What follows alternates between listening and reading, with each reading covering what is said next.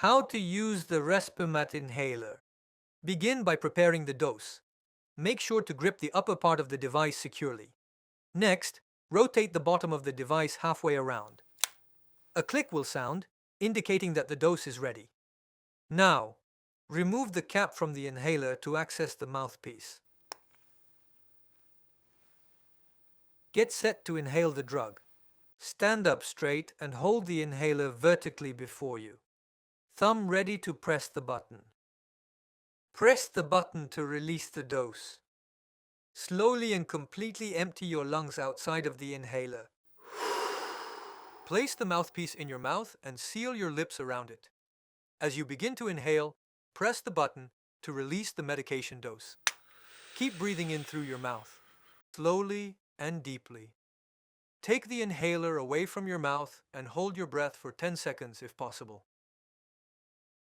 Breathe out slowly away from the inhaler and return to normal breathing. Close the cap.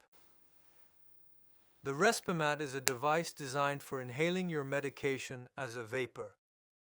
You might not feel the vapor during inhalation, even if your inhaler is used properly.